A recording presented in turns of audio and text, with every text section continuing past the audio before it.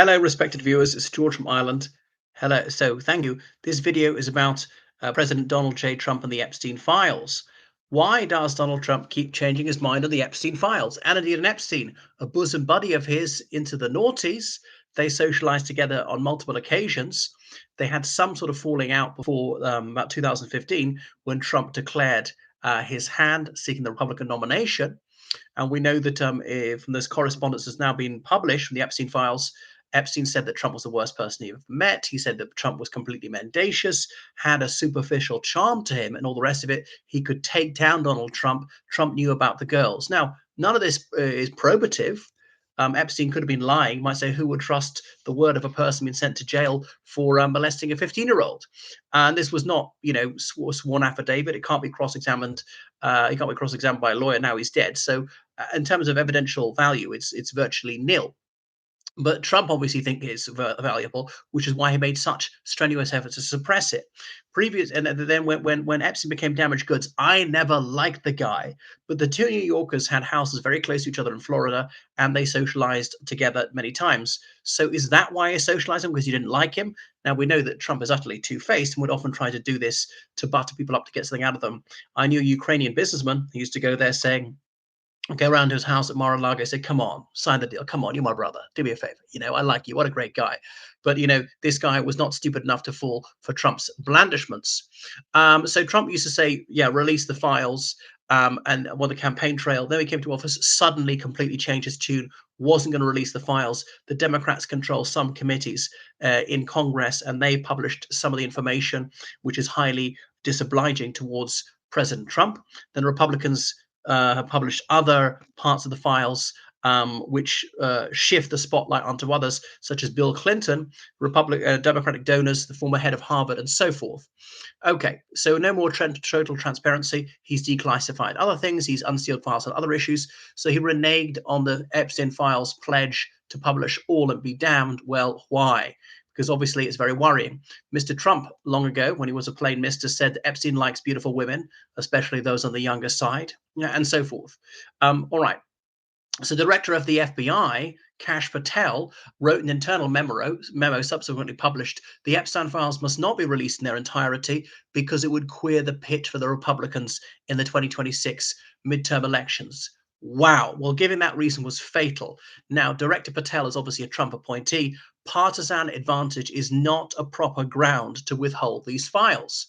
It's nothing to do with national security. They'll always pretend it's national security when it's to spare the blushes of powerful people. So that's why thousands of pages of this has been released, particularly the late Jeffrey Epstein's correspondence with Mr. Mountbatten Windsor and others.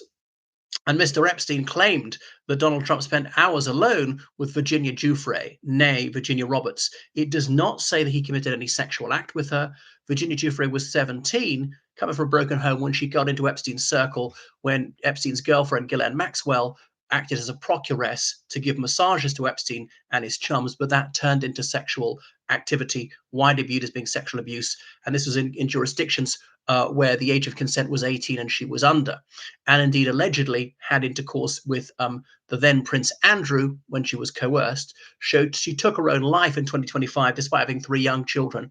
It's highly unusual, even for a woman with depression, to commit suicide if she has children, particularly minor children.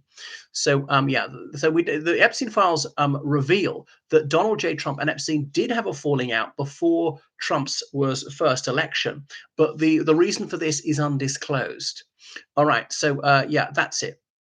We know that Epstein had homes in Manhattan, Florida, the U.S. Virgin Islands, a ranch somewhere in the American West, and that former President Bill Clinton was the house guest of Jeffrey Epstein on numerous occasions.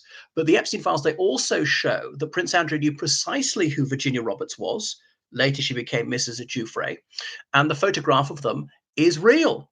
Now, the prince, he's no longer a prince. He subsequently said it needed to be authenticated. His acolytes went out claiming it was a hoax. Mr. Mountbatten Windsor and Epstein discussed how to wreck Virginia Roberts' reputation, and they said that they could portray her as a chancer, a loony, a gold digger, a hooker.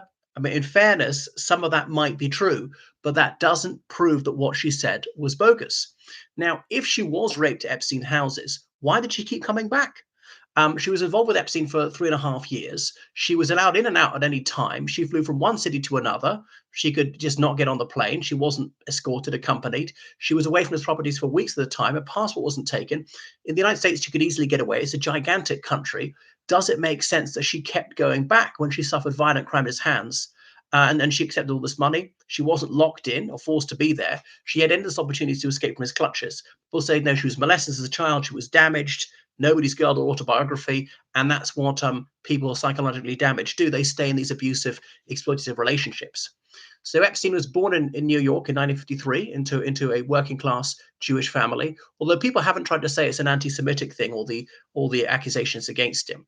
He had one brother. He excelled at school but dropped out of college, found jobs as a mathematics teacher.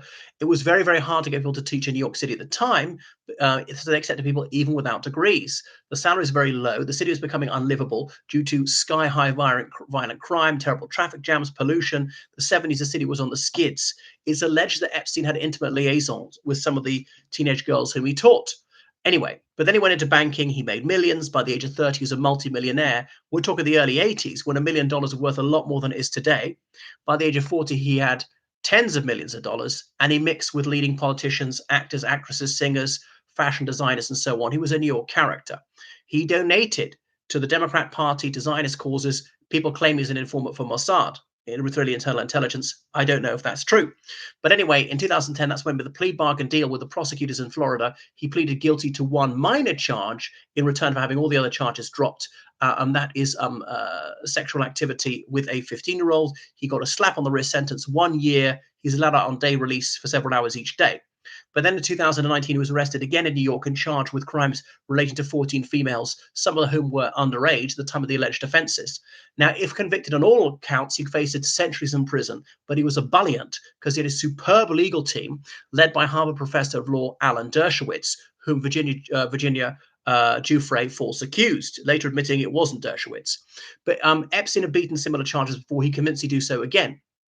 So in prison, they remove all items that could be used for self-harm, but his cell might move out with no apparent reason, and the security camera stopped working for several hours. Both prison officers supposed to check in and regularly fell asleep simultaneously, and he's found hanged in his cell. It just doesn't add up. Coincidence beyond coincidence pointed to a conspiracy. An independent autopsy said it was not suicide. So the death of Epstein before his trial was incredibly convenient for some very powerful men like Bill Clinton, Donald Trump, and Prince Andrew, and others. Now, Epstein could have named names to cut his sentence. Presumably, he was murdered to silence him. The biographer of Prince Andrew is Dr. Andrew Loney, and Loney says he knows who ordered the death of Epstein, but he dare not say. Liable, to say the least. Anyway, with Epstein dead, that's when focus shifted to Ghislaine Maxwell, who foolishly stayed in the USA. She didn't flee to France. As a French citizen, France was constitutionally barred from extraditing her.